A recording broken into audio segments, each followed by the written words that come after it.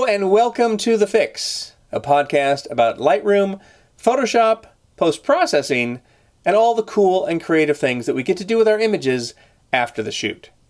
I'm your host, Seán Duggan, and on this week's show, my guest is nature and wildlife photographer Lewis Kemper, who's going to be showing us some of his beautiful images of Alaskan brown bears and a really sweet stretch of the American River that is very close to his home in Northern California.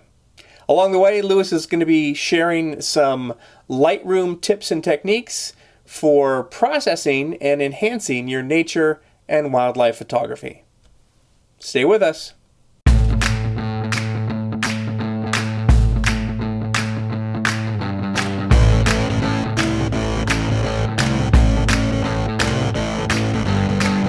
Well, thanks for joining me, as always. Do appreciate that. Thanks for stopping by my little corner of the internet, my corner of thisweekinphoto.com. So as I mentioned in the intro, my guest is Lewis Kemper, a nature and wildlife photographer, writer, instructor, workshop leader based in Sacramento, California. Lewis, welcome to the show. Thanks for having me. It's a real pleasure to be here. No, it's cool. And you and I were actually together at Photo Fusion in South Florida last week. And one cool thing about that is that when I drove you home from the airport, I got to see firsthand your stretch of the river, which is just a few minutes walk from your house. Yeah, it was great to be able to take you there. I always love it when I get to really share it in person with somebody, especially after they've been watching the pictures for a while. Yeah. So you have been a nature, wildlife, landscape photographer for many years. When did you first kind of get into this business?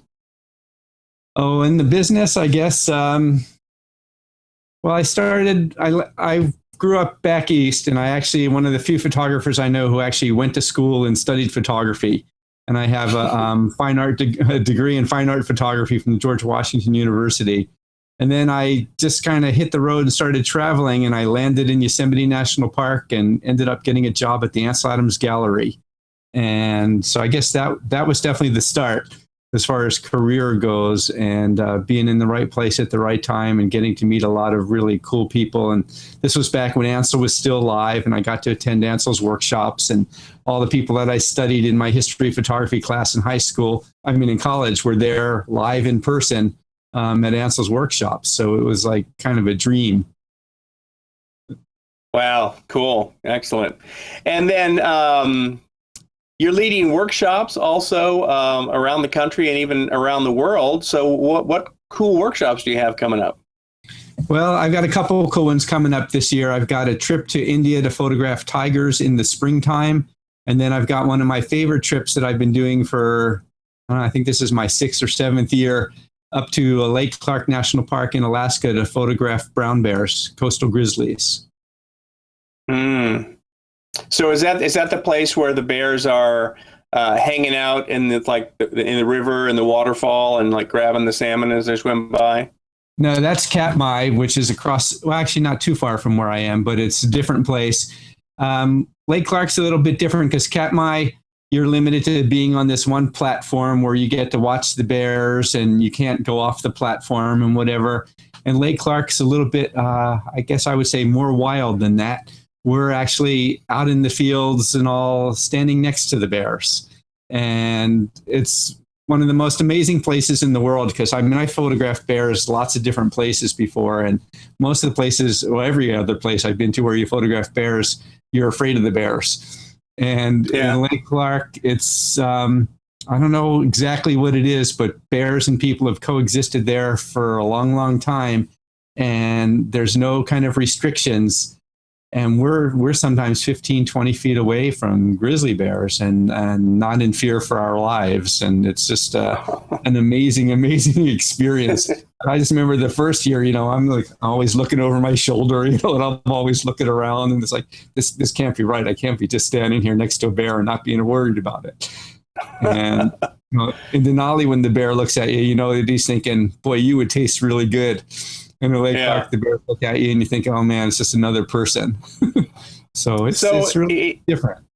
Are they so mellow there because at the time of year when you're visiting, are they just kind of so well fed from the fish in the river or whatever, or the lake, that they're just kind of like not into people, or they're just used to people?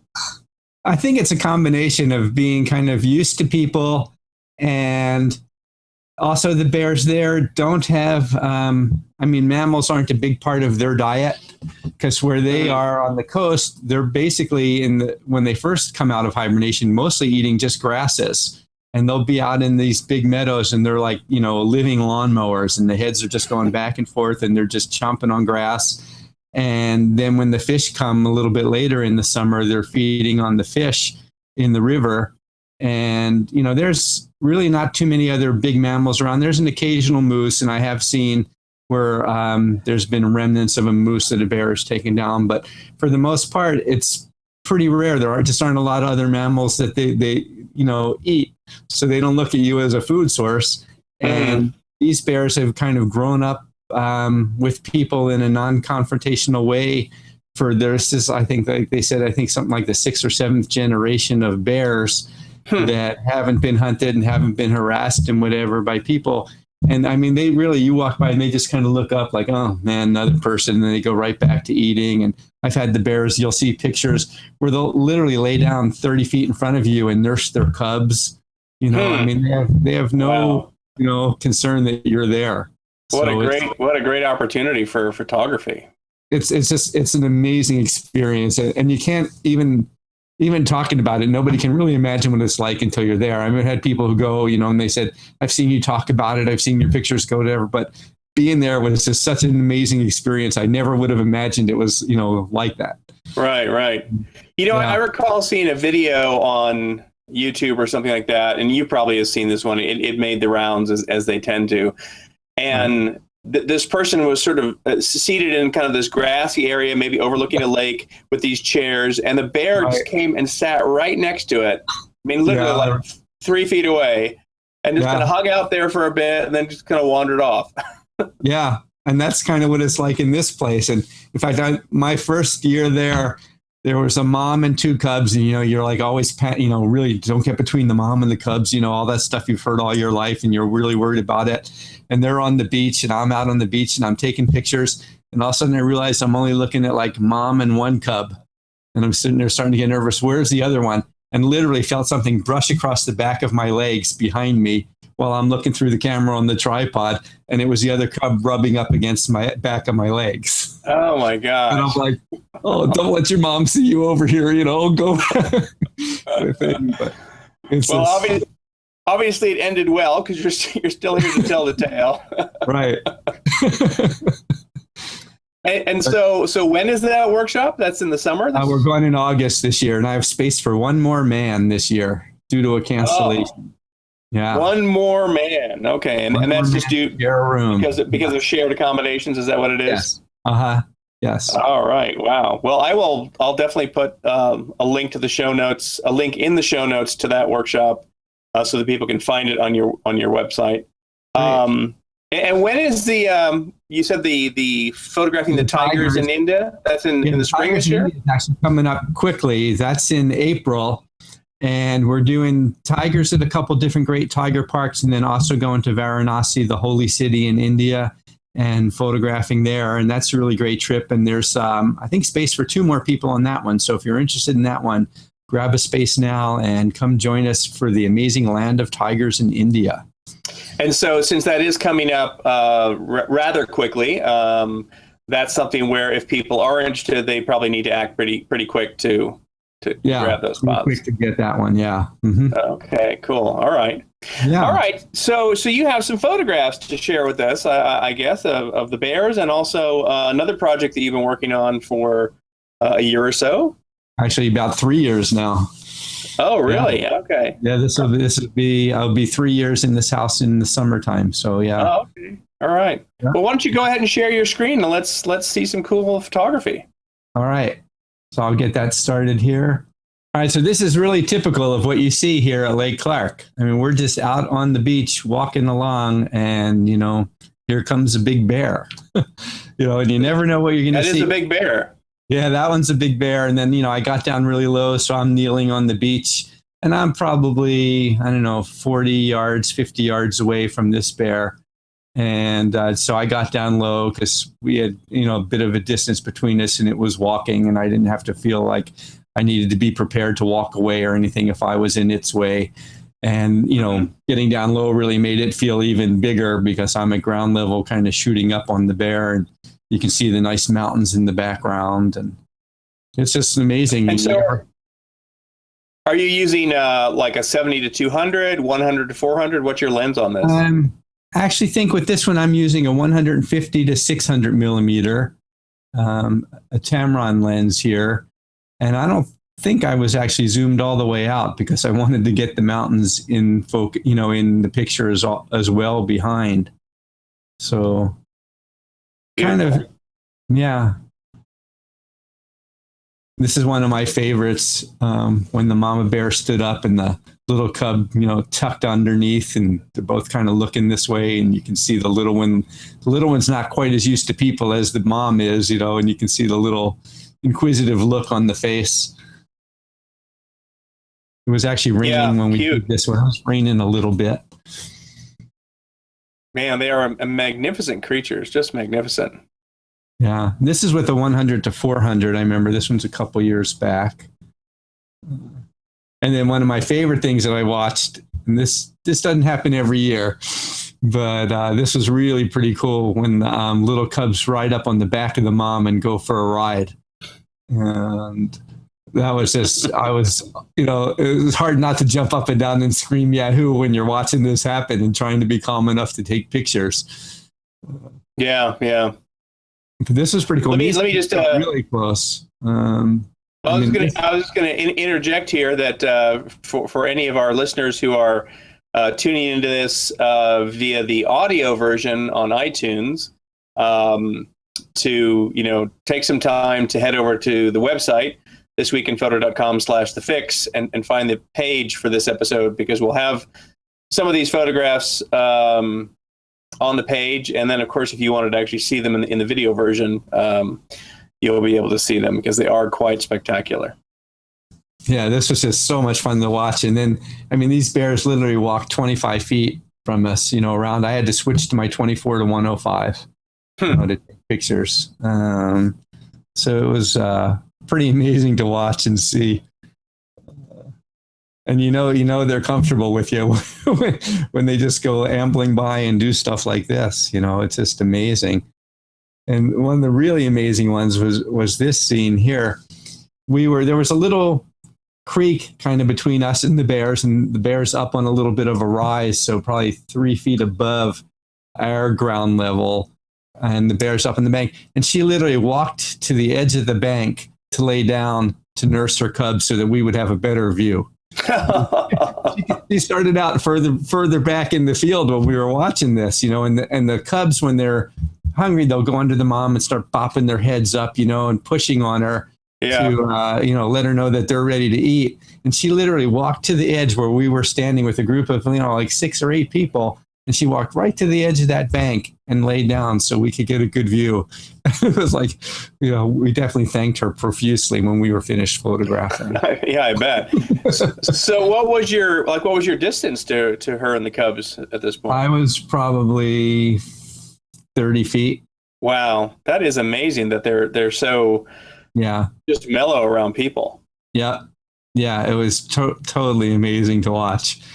And we saw them nudging, and we're sitting there thinking, she's going to lay down out there, and we have this grass in front of us and stuff. And when she walked right over to the edge, I just remember the guide looking at me in the face, and his eyes getting really big, like he'd never seen one come up to him before. It's a nurse. Yeah. That was pretty cool. And do they limit the number of people who come into this area, like per day? Not so much per day to the area, but the Park Service limit is going out on a bear that there can really only be 10 people at a bear at a time. So if you come up and there's another group there photographing, because they're at this lodge holds maybe about 40 people, and then there's another lodge nearby as well. So if you come up and there's a group there at the bear, then you have to kind of sit back, and the groups sort of trade off, or you just go and find another bear because there's plenty of them around. But so that's kind of the way it works, is they don't want you to just push an individual bear. So I don't think there's actually, I don't know. I mean, there could be a limit to the whole area, but that I don't know. All I know is, we're told that our group can't exceed 10 people when we're on a bear. Yeah. Makes sense. Yeah. And you don't want to like make them feel hemmed in or anything, with groups on all sides of them, that kind of thing. Yeah. Sometimes when we're out at the beach, it'll end up to be a little different because they've got such a huge expanse that we can't keep up with them on the beach anyway. And it's, when they're clamming and stuff, sometimes their two groups will end up sort of converging, but they come together. So we're only on one side of the bears, and they have, basically a huge expanse of land they can walk off to. And so when you say the beach, is this a beach on a river or a lake or the ocean? The beach actually is part of the ocean, basically the Cook Inlet. So it's a major body of water. That's probably, I don't know, it takes us an hour to go across in a boat from one side to the other. So I think it's probably about 30 miles across to Homer, basically on the other side of the Cook Inlet. Yeah. So it's tidal and ocean and saltwater kind of thing. So we'll see that coming up in a minute here. I'm going to move on. This one was really cute. He was scratching his back on the log. And you can see the paws were just going back and forth, like, a dog or you would do, rubbing your back up against something to scratch an itch. Yeah. And it was pretty hysterical watching the bear.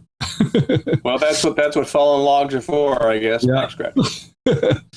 But here's kind of a picture of the beach and us. And, this is how close you are, to the bears. And to give you kind of a side view, you can see we're not that far away.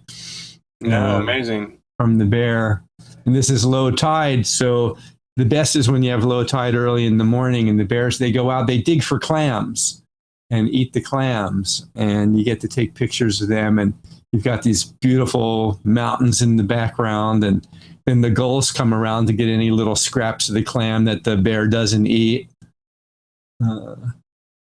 And you can get, sometimes, as you saw, we were pretty close. Yeah. And in the morning, the light can get really nice and light up the bears in that nice sunrise light. It's really quite beautiful. And you get the reflections because there's only like an inch or so of water when the tide goes out.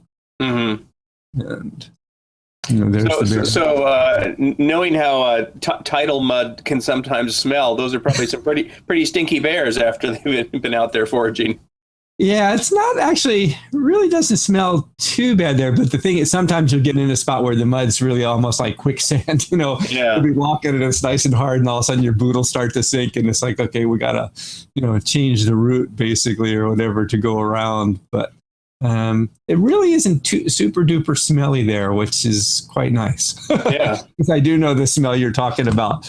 And I think that's probably more involved when there's, more vegetation or something in the water that rots or something. But more organic matter in the mud. Yeah. And here it's just we're literally half a mile out from, like the high tide line. So it's a very shallow, long shelf. So there's not a lot of organic material there at that part. So we don't get that really bad smell that you get some other places. And then the other nice thing about this lodge place is you don't have to do a whole lot of walking. They kind of cart you around from location to location, and you just carry your gear out, and none of your walks are more than half a mile or so. So very convenient. Yeah, very convenient. And this bear is just laying down on the beach. So I'm laying down, about 20 yards away. And so, like, what is the population of the bears that like you see there? I mean, just sort of like a rough guesstimate. Like what's the most bears you've seen there at any one time? Well, one time out in the meadow alone, we counted 12 bears that we could see, in our view. So I imagine there's probably 15 to 20 bears in the general vicinity. And that would be grown bears that I'm thinking. We didn't really count the young ones in that area. So there's a pretty hefty population, and you're kind of working an area that I'd say is maybe 3 to 4 miles long, that we're kind of going to different locations on between the river and the beachfront. And then there's another river, I guess the Johnson Mile is probably about almost 2 miles down, and we kind of go up that a little bit. So you're working 3 to 4 mile range that we're traversing basically in those carts and that the ATVs pull. Huh. Yeah. And then, sometimes you end up really close. I mean, we weren't more than 15 feet away from this. This is a fairly young bear, but we were, 15, 20 feet away, and it was just sitting down. You can see it's kind of wet. It's kind of a rainier day. But, they just look at you, and it's just, you're so amazing when you pull up from your lens and you realize it's like, I'm really not that far away. Yeah. Amazing. And, they're so cute when they're, not eating you. Wise words. I'm going to put that quote on Twitter. This was really cute because the salmon were just kind of starting to come to the river, and the mom was fishing, and she really wasn't having any luck, but you could just see the two little ones rooting on their moms, like, come on, Mom, get us a fish, She didn't have any luck, but it was really fun to watch her go to work. And I love how that shorter one looks like it has its paw over on the rest of the brother or sister. Yeah. That's funny. Yeah. Yeah. You can just hear them, rooting in their minds. Yeah, I know. Okay, we're going to get some fish sandwiches. Yeah. Yeah. And then this is at sunrise going out when they're clamming, looking across the bay. You can see the mountains over on the other side over by Homer. Oh, gosh, that's so beautiful. Yeah. Yeah. And this is kind of a big guy, He was a little further away. I'm probably at the 600 millimeter end of my lens here. And then this year was the first year we actually got to see bears climbing a tree and taking a nap up in the trees. So that was kind of interesting. This is really 20 yards maybe from the lodge, just up in the tree when you come out of the lodge driveway area, basically, and turn onto the trail. It was like right there on the corner. Wow. He almost has a hint of a raccoon look in his face, Yeah. And this is a fairly young one. The mom was a little further up in the tree. But I really love the interaction when you get, like the moms and the babies, together and working and stuff. And that's a nice shot. Yeah. And I love this one. And but this one reminds me, obviously the light's not always what you want when you're there. And if you take a look at this picture, here's what it looked like when I actually took the original. Mm-hmm. I was able to do a technique that I basically call flipping the light to put the emphasis onto the bears. And since you wanted a little bit about technique and stuff here too, I'm going to show you how I did this. So cool. I'm going to go to the original one here and hit the develop module and bring in. So the first thing, there's two major problems with this one. Number one, obviously the shadow area kind of on their faces. And then that the beach here is so light that it's distracting you from looking at the bears. So I'm going to tackle the big problem first, which is opening up the shadow areas. And I did that fairly easily, just kind of opening up the shadow a bit here.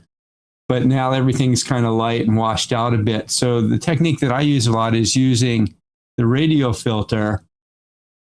And I'm going to do a Radial Filter kind of over the bears a bit. And if I hold down the Option or Alt key, I can work on one side of it. Whoops, lost my pin here. Where'd my pin go? What happened here? There we go. Move that pin in a little bit. Move this side in a little bit. So I'm kind of more on the bears. And you can see when I've got this up, I'm at the maximum 4 stops and I brought the highlights down. And then I always hit the reset button. And now let's kind of make this look, a little more natural. And so just to clarify for anybody who's listening to the audio version, this is a radial filter in Lightroom, and of course the default behavior for that filter is to affect everything outside the radial shape that you draw. Right. Where Lewis is darkening down the outer part of the image, but keeping the light more on the bears. Yeah, I'm going to bring this down. And then in this case, I actually even I wanted the foreground to be a little bit darker. So I took the gradient filter, did the same thing. I drew a gradient from the bottom up to the bears to darken the beach. And whenever I do my initial move with the filter or any of the local adjustment tools, I always do it at the maximum so I can really see where it's drawing. And then I reset it back to the 0 and dial in the amount of change that I think looks appropriate. And then on the bears, it's still a little dark kind of on the eyes in the, especially the cub here. So I'm going to take an adjustment brush, and this time I want to lighten it. So I'm going to move my exposure the other way up to the +4, and I'm going to size my brush down, something fairly small. Work on the eye area here, and on mom kind of as well. Then again, reset that, bring it in, and just lighten it up a little bit into that area. See if I can put a little more emphasis there. And then also going back to that, to the radial, what I'm going to do is click on that radial. Now I want to work on the inside a little bit. So I want to duplicate that radial. So I'm going to hold right click, or on the Mac, you can hold the control key to bring up the dialog box when you click inside the radial, and I'm going to duplicate that. And that makes it doubles the effect. So remember, we darkened the outside before, so now it got twice as dark. But I'm just going to shift that over so I can see the two different pins here. And then I have to reset that back to 0, and I want to work on the inside. So I have to click the Invert Mask button down here underneath all the control sliders. And I want to make those sharper and more attention getting. So I'm going to turn up the clarity kind of on the bears, and maybe even bring down just the highlights a teeny bit on mom's fur here. And now I may have to go back, and it looks like maybe with that brush lighten up the faces just a little bit again. So I'm going to go back to my brush and find that pin and just change those settings a little bit lighter.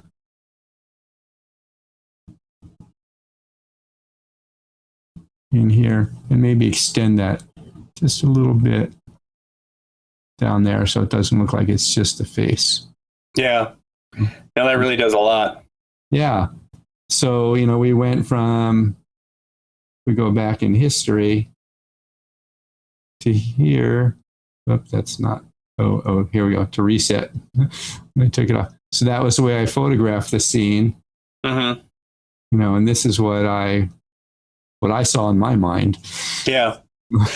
Now, when you're photographing, you know, out there, are you doing anything special in terms of exposure to make sure that you have, you know, the right set of information in each exposure that's going to, you know, allow you to do what you want to do once you get it back into Lightroom or Photoshop, or just practicing good exposure?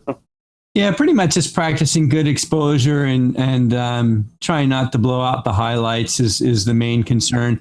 I shoot primarily when I'm doing wildlife in manual mode, and my biggest concern is I've learned, you know, having enough shutter speed, especially when I'm hand holding, and I do that most of the time here, unless they're really locked down and not moving, and like when they're nursing, that kind of thing, it's easy to hop onto the tripod. But a lot of the times the bears are moving, and I want to change my position really quickly. So I do a lot of hand holding. So I know I have to be at least, you know, 1/640th of a second to really be steady. Or in this case, you can see actually it's a lower shutter speed, is 400th, but I'm actually pretty much, I'm laying on the ground and my elbows are resting on the ground. So I've got a good solid platform here so I can get away with it. And you can see, if you actually look at the data, I'm only at 329 millimeters. So I'm really not that far away from these bears. And in this case, I wanted a fair amount of depth of field, so I had to click it down. Usually I started around F10, F11, but I stopped this down to F16 because I wanted to get a little bit more of the mountains in the background a little bit sharper, and I didn't want to have the gravel in the front too far out of focus. Mm-hmm. But mostly it's pretty much, just really checking my highlights. I have the blinky set on my camera, so that's what I look at. I be honest with you, never ever look at my histogram on my camera. I look at the blinkies, and if it's blinking, I know I've got to bring that exposure down. And other than that, I'm not really all that concerned. Right. Past that point. But like I said, this is an amazing trip, and it's a lifetime experience for people. When they go there, they're just so thrilled and so amazed about what we see. And I always tell them that I can guarantee good bears because a day or two before I go, I always call ahead and make sure that the bears are going to know that we're coming, and what my group is and who our guide's going to be, and to give us good shows. So I'm sure that iPhone has some pretty scratched up glass. Yeah, when I got home and saw that bear's position, I just couldn't resist doing this. Yeah, fun with Photoshop. Yeah, fun with Photoshop. So, it's the bear holding the iPhone to his ear, taking my call. Right. So I'm going to hit the tab key here. And now we'll talk a little bit about the project that I've been working on for almost 3 years now, which I call My Stretch of the River, a photographer's journal. And it started when I moved three years ago in 2013 to a new house that was very close to the American River in Sacramento, California. And I realized I had this place where I could go photograph it. Literally is a 10-minute walk, out my front door to the river. And I found a location that was great that allowed me to get good sunrises and good sunsets from this little peninsula, basically, that sticks out onto the river. And it started this project that I guess, I don't know if it's a passion or a compulsion at this point, but probably a little bit of both. A little bit of both, yeah. So when I first started my project here on the river, I was, just walking to the river and photographing sunrises and sunsets. Mostly at that point, more sunsets because I was too lazy to get up for sunrise. But just walking along the areas that were close, to my home, and shooting from higher up on the bluffs as well as down on the water. But then one day I went out at a sunset, basically, and I saw these people out in a kayak, and I thought, wow, that would be really cool to go kayaking down the river. And I ended up, getting a kayak and spending more time on the water. And then I also realized that the morning was the best time actually to be out in the river as far as light went. And wintertime for me here, I live in, Sacramento, we're in the Central Valley of California. In wintertime, we get a lot of fog and atmosphere and things. So winter quickly became my favorite time of year to photograph. And so this is, out on the kayak, actually handheld HDR, 3 shots, 2-stop bracket, shooting from the kayak. And what are you using to do your HDRs? Are you using Lightroom for that? Yeah, I'm doing Lightroom. And actually, I sort of do it the old-fashioned way in Lightroom. I use the plugin from Photomatics, the Merge to 32-bit plugin. Mm-hmm. I find I like the results better and find I get more latitude, actually, and a little bit better color than the 16-bit DNG version that's built into Photoshop now. Mm-hmm.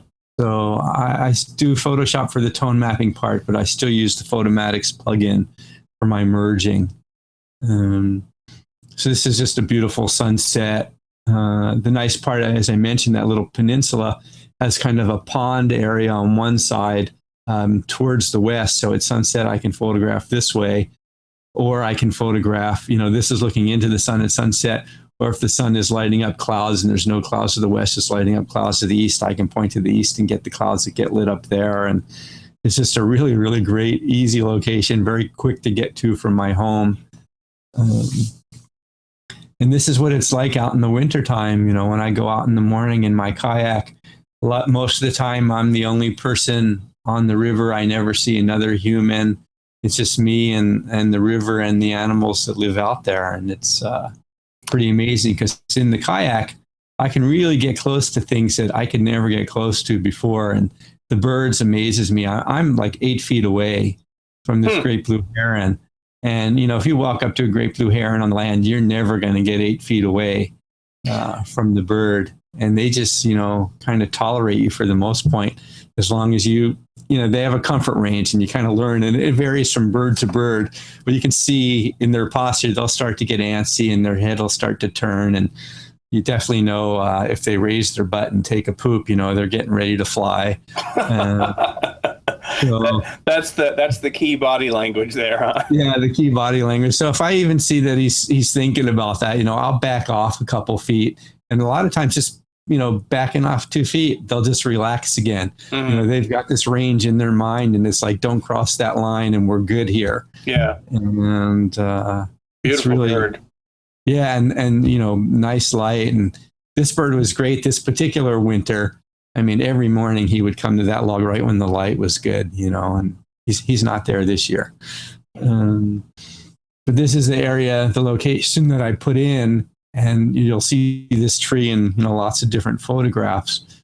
But, here's a nice, really thick, foggy morning. You can just barely see the geese, and, I can't see more than 50 yards up the river or whatever. And sometimes the fog's so thick, I have to actually photograph from land for a while or just wait, because I don't really want to go off into the water when I can't see more than, 20 yards in front of me, because you never know what obstacle will be out there. Mm-hmm. Yeah. And then when the birds fly and they're just like inches, sometimes the wings even touch the water when they go across. And I just love it. It's just amazing. It's so great. It's so great that it's just such a short walk from your house. Yeah, I mean, pulling the kayak, it takes me 12 minutes from door to door, door to river, basically. Door to river, yeah. Yeah, and I love this one with the one cormorant throwing that little twig up in the air and catching it. I guess they were breaking off material for nesting and stuff at this time. And I see beavers, and, beavers are really weird because you never can tell if you're going to get close to a beaver or far from a beaver. Sometimes they'll take off the minute they see you. Sometimes they'll swim right up to the boat. And sometimes they kind of lay in ambush because beavers will slap their tail and make a big splash. And I literally have seen them where I'm going up the river and they'll swim out to me, turn around and splash me on purpose. Oh, really? So they can be a little playful. So is that a playful behavior, or is that a warning? Well, actually, he's just kind of telling me to go away. Oh, okay. So, but I was actually going. I'm the one that ambushed me. I didn't, I was going away. I was leaving where he was, and he came out after me and turned around and just splashed me. I just had to laugh. I was like, okay, I'm leaving. But, you can see that tree again out on this little island. So the water is controlled by a dam, and we're having this drought situation in California. So here the river's kind of high, and you can see there's kind of water all around this thing. When the water's low, this little island becomes connected to the next island, and there's a gravel bar between the two, and so it changes a lot as I watch the river go up and down. And this was probably my most favorite day when I saw an American mink, and he's actually hanging out in a beaver lodge. Huh. And I never even knew we had mink, here in the river. And I was probably 40 yards away when I looked over at the beaver lodge, and I just saw this little movement. I had no idea what it was, but I knew it was, way too small to be a beaver or an otter. And, I paddled over, and this mink was poking its head out. And if I talked to the mink and, made noises and stuff, he would stop and look at me. And the whole time I'm taking pictures, I'm going, God, I think you're a mink, but I don't know if minks live here, but, just keep on staring at me, and, we'll have this conversation. And he was great. And it lasted about 8 minutes, and I got to photograph the mink, and I've never seen another one since. Huh, interesting. It was a one-shot deal. Yeah. So it was pretty cool. But on that same beaver lodge was this great blue heron. And for some reason, this first winter there, this bird just loved me. And he would come down and he would pose. And if the bird wasn't there, I could pull up to the lodge and wait. And this bird would fly in and stand just a few feet away from my kayak. And we would, I would have this conversation with him and talk to him and thank him for posing. And it was just amazing. And he's not there this year either. So it's kind of a bummer. So we had one great winter together. Well, that's good. You'll always have Paris, right? Or the American River or whatever. Right. So this is on the trail walking to the river on a really cold, frosty morning. So, lots of times I go out in the winter, it's below freezing when I go out. So we just get all kinds of different, weather conditions and things. So I never know. Every day, I've been going out and doing this for, like I said, for almost 3 years. And, it's the same place I go to every time. I'm only kayaking in a 1.1 mile, stretch of the river. But every day it's different. Every day I see something different. And, from the birds to the little details. And you just never know, what's going to come up. One of my favorite things to see is the mergansers when the babies ride on the back. And I had known that mergansers did this, but I'd seen it once on a lake, but really far away, through binoculars. And then when they had babies, the first time I saw this again, it was kind of far away and it was really crummy light and I didn't have a good picture taken. I just kept waiting and hoping that I would get, more images of this. And this was really cool because she actually was swimming towards me and they were following. And when they got close to me, the babies kind of started to panic and, started to run up on the mom's back. And you can see they're a little bigger now. So only like 2 or 3 of them could fit at a time. And the rest had to just trail behind. But that's always one of my favorite things to do, to see is the mergansers going for a ride. Yeah, no, that's great. Well, that's a cool image. Yeah. And then we just get, such neat light and, these edges of light where the light hits one thing and you get the deep shadows behind. And this one always reminded me of a sound wave, when I see the picture. And as I said, most of the time I go out in the morning, but once in a while when I can tell it's going to be a really good sunset, I'll head out for sunset. And, it just looks different to me at sunset. And just trying to find the little details and the little beauty things on the river besides the whole big scene. Mm-hmm. In the summer, we get all these little bugs. So you can see all those speckles that look like raindrops or whatever, are just backlit bugs. And they're like little moths, actually, with white wings. They're real kind of tiny, but there can be, thousands and thousands of them. Great light. Yeah. So, it just changes all the time with the water going up and down. And, in some ways it's seasonal, cyclical, but in a lot of ways it's also controlled by man. So, one day the river can be up to, 1,500 cubic feet per second, and the next day it could be down to 500 if they decide to hold back at the dam or something. And the otters, of course, are my favorite thing to photograph. And because they're just so cute and you never know what they're going to do. And sometimes they're really friendly and they'll pose and get really close to you. And other times, they'll see you and they'll take off. And they're really good at hiding and disappearing. And you never know.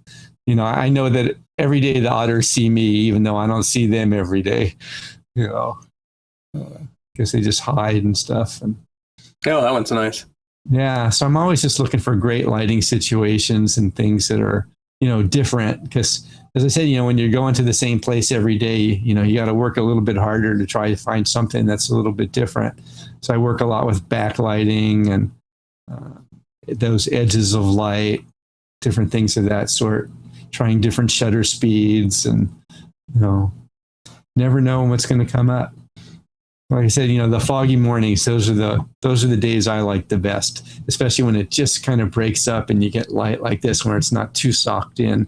You can pick up all those great colors. And you've had fog there this week, right? We had fog this week. And actually today was funny because when I woke up, I looked out and I thought, it's kind of clear. But then the fog came in a little bit later, about an hour after sunrise today. Oh. But we're supposed to have a rainy weekend, so I think I may sneak out tomorrow before the rains come again. And like I said, I get to see all kinds of behavior. Here he's chewing up a fish that he found, and we have a salmon run. So when the salmon come, the otters are eating salmon, and other time they eat carp. They love to eat the crayfish. So I get to see all kinds of otter behavior. And this was the coolest sunrise I ever saw in my life. Wow, it's spectacular.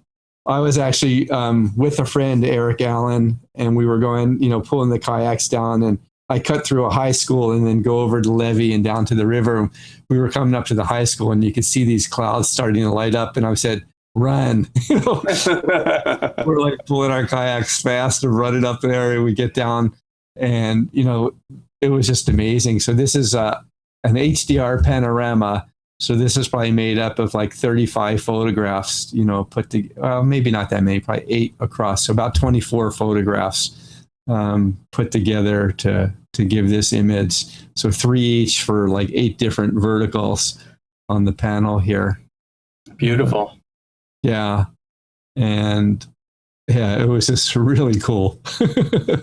So I don't know if I'll ever see another one quite that good, but that was pretty special.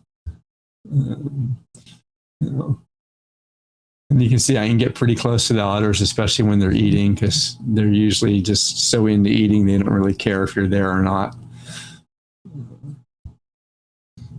And you just feel that poor little crayfish screaming for help. Yeah. It's that's not a good situation to be in if you're a crayfish. Right. Yeah. And this is the first time I've ever seen one eat a frog. Actually, the only time I've ever seen one eat a frog. And certainly not a good situation to be in if you're a frog. Yeah, so it's a pretty big bullfrog. But again, this is another one of those situations where I flip the light because, here's the original image. And, for this one, I had to do, kind of a fair amount of work. If you look at it, let me bring back my tabs here. So, obviously I had to open up the shadows, especially on, the otter here. And you can see even opening up at 100% wasn't near enough. And so I took the radial filter and made another radial here that covered the otter. And we'll adjust this so it just kind of covers the otter. And again, the kind of really overdone adjustment settings you're using when you start out are just so that you can see where the shape is and how it's affecting the image, and then you just go and dial it back and season to taste. Right. So this time I want to affect the inside, so I'm going to have to invert that mask, and then I'm going to hit that reset button and bring it back to 0. And I'm going to open up the shadows again just inside. And you can see even that didn't quite pull it up. So I am going to have to open that up. And since it's morning and we have some morning light, I'm also going to warm up the otter a little bit so it looks like that there's the sunlight coming in there and doing it. So now I want, yes. You're at 1,000 ISO on this shot. How careful do you have to be when you're opening up the shadows of like a really dark area in terms of, any noise in the shadows becoming more visible? Right. Usually I'll check so we can see where it renders, and a lot of that will go away. So you can see it's not there's a little bit of extra color noise actually in here. And I usually do this afterwards. I'll blow them up big, and then I'll go down. We'll close this one so there's more room. Go down to the detail tab, and I'll up my color noise and take that away. And then what I found usually is the color noise that it picks up, especially on otters for some reason, it's really that magenta that you pick up. So I'll go into the HSL to the saturation, and I'll pull my magenta down and take that out of the color scheme. Now you can see it, it looks pretty good. Yeah. I mean, you can see the noise from the 1,000 ISO, but I'm not all that concerned about. I could take out a little more noise, but I like the sharpness, and I don't want to take out too much more. Yeah, that's always the trade-off with noise reduction is, softening some of the details. Right. So, you can see when you're viewing this normal or whatever that it looks pretty good. So I tend to shoot, like I said, from the kayak especially, I need to have that at least 6/40th of a second shutter speed. So you can see this is shot at 800th of a second, but I am wide open on the lens for this one. Actually, not quite wide open because I'm only at 350, so I'm fairly close to this that's going on. But then I also want to go back to that radial filter here, and I want to work on the outside now. So I'm going to duplicate that so you can hold the right mouse click or hold the control on the Mac and get the duplicate dialog. And whenever I do that, I always shift them a little bit just so I can separate the dots and see them if I want to go back and forth between the two. And I want to work on the outside now, so I'm going to turn off that invert. And again, hold the Alt or Option key to get the reset button here. And I want to darken down that outside a little bit. Maybe just on the shadows there. So you're really drawing the attention more to what's going on here, you know, from the star of the show. So from, you know, here to here, makes a big difference. And, you know, really makes it much more attractive. Yeah, no, that's a huge change. Yeah. So we'll go back to E. And we'll just have a few more here. We'll buzz through real quick so we don't keep these people up too long. And listen, I love the reflections of the water making the stripes across the otter's chest there, basically. Water reflection as he came up against this log and was looking at me. As I said, whenever I'm photographing, I'm always talking to the animals and keeping them engaged or whatever. And this was a really amazing day. This otter literally fell asleep right in front of me.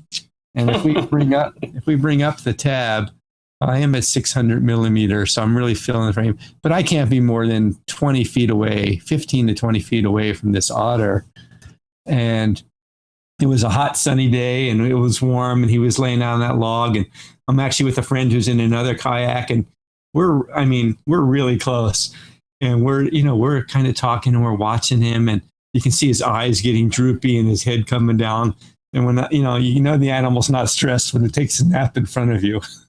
Yeah, totally. So that was pretty cool. Again, like beautiful. I said, I like to work those edges of light. And this was really cool because there was just a little stick that was up above the water that this heron would stand on, but his weight was enough to bob it. It wasn't like solid, and pushed the little stick underwater. So it looks like he's just kind of standing on the water, where the water's actually like 2 or 3 feet deep here. So there's no way he could be standing there. But there's this deep shadow behind, and in the morning, the sunlight came, and there were a lot of little fish jumping for this like 2-week period. And this heron would fish from this spot every morning for this 2-week period. And in the beginning, I couldn't get very close to him at all, but I pretty much came every day while this was going on. I would talk to him and get closer and closer, and I have an anchor, and I would drop the anchor and just sit. And every day I would be able to move that closer and closer. And after a while, he realized that I wasn't going to interrupt his fishing, and he didn't care anymore. So it became a good relationship for both of us. Yeah. And is that the same heron we saw earlier that you mentioned? I don't think so. It's hard. I can't really tell them all apart. They all look the same to me.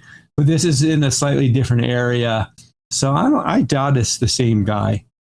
Yeah. But it's fun when you get to spend some time working with the birds. Oh, wow. There they are again. Yeah, there they are again. Another year, a different group. Yeah. So the mergansers are just coming back and starting to pair up. So I'm kind of looking forward to springtime. People always ask about, your timing and, did you just come across this happening?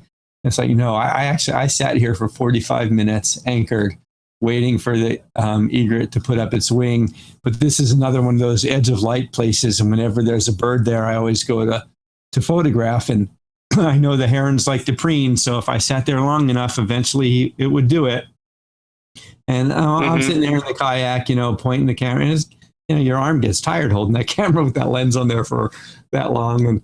And I would be asking them really nicely, if you just lift your wing and preen one time for me, I could leave, and I'll leave you alone. You won't have to put up with me. And but 45 minutes later, before he did it. But it was worth the wait. Yeah, well, I'm sure that was the shot of the day. Yeah. So it was worth the wait. Beautiful. And there's my kayak, and this is, a typical sunrise, and that's my put-in location. Beautiful. So, wow. people always talk about, what's the hardest thing about, taking pictures down on the river, and, is it keeping the camera dry or whatever? And as you can see, it's pretty flat water here where I am, so I don't really worry about keeping the camera dry. My big lens is just laying across my lap, the whole time I'm kayaking. I have another camera body with a wide angle lens that I do put into a dry bag, but the bag isn't sealed. It's just laying in between my knees. So, and I keep it in there just in case I drip off the paddles. I don't want to drip onto the camera, and go out and take pictures. But I always tell people, the hardest thing about being out are the animals. It's really hard to teach beavers how to dance. And, and it was even harder to teach an otter how to wave. So that's what I do. You managed to do it in both of those cases. Yeah. Excellent. Cool. So that's my experience in my stretch of the river. And I've made it's about an hour-long video. I also keep a journal while I'm out there. And I've made a hour-long video of my first year on the river, chronicling the whole first year that I spent. And I know you have the link to that too. You can download it on Vimeo, or you can rent it on Vimeo and watch it. Or you can, if you really love it and you want to share it with people, I also have a Blu-ray DVD that I sell. Oh, very cool. Very cool. Excellent. Fine selection of images there. That was a pleasure. All right. Well, thanks for having me on and letting me share. Well, that was really cool, Lewis. Thanks for sharing those pictures. Definitely makes me want to maybe take you up on your offer and come down and go out on the river with you one of these days. Oh, yeah, for sure. Come on down. I would love to take you out. It's always a blast to take somebody else out and have them see that stuff and how close they get. And everybody's always so amazed. Yeah, yeah. Well, and, close enough that it's doable. Even coming down for sunrise would be doable. Just have to get up a little bit early. But sometimes it's definitely worth it to get up early when the light's nice. Come down the night before and we'll spend the night here, and then we'll go out in the morning. Yeah, there we go. Do star photography and then go out in the morning. Yeah. That sounds like a plan. Or we can just sleep and then go out in the morning. There we go. That's it. So Lewis, where can people find out more about you on the web? Well, the best place would be my website, which is just www.lewiskemper.com. That's LEWISKEMPER.com. And most all the information's there, or you can follow me on Facebook. I actually probably put more current images up on Facebook, and I try to post on a daily basis. So it's at Lewis Kemper Photography on Facebook would be a good place to go. And it's also on Twitter, Lewis Kemper, and Instagram as well. Okay, great. I'll put links to that on the webpage for the show. So, well, excellent. And thanks, in addition to sharing all the cool images, thanks for sharing those tips for processing some of your wildlife and nature photos to get more out of them. That was really useful. I'm sure that people will find that be very, very helpful. And then remind us once again, what are the dates for the tiger workshop in India and the bear workshop in Alaska? Well, I don't remember the exact dates, but April for the tiger workshop, this coming up April. So you got to act fast to get in on that one.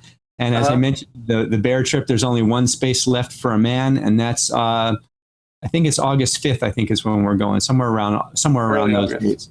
Yeah, and if I can't make it this year, we're doing the bear trip again next year, and we have similar dates in August lined up. So I'll be posting the information for. Hard to think about that far in advance, but 2017 bear trip. Usually once I post it in that first week, all the slots end up getting taken. I just happen to have a space now because somebody had to drop out. But okay, cool. All right. Cool. Yeah, excellent. I look forward to seeing the images from both those trips when you get back. Great. All right. Well, it's good to see you again, and it was great to see you last week in Florida and get to spend some time. Yeah, definitely. No, it was good times. All right. Well, thanks for tuning in to watch TheFIX. Remember, you can also subscribe to the audio version on iTunes, and there's a link on the webpage for the show where you can find out where we're at on iTunes, or you can just search for us, of course. And for the video version, as well as the downloadable audio version, you can go to thisweekinphoto.com/TheFIX. I'm Seán Duggan. Thanks for tuning in. We'll catch you next time on TheFIX.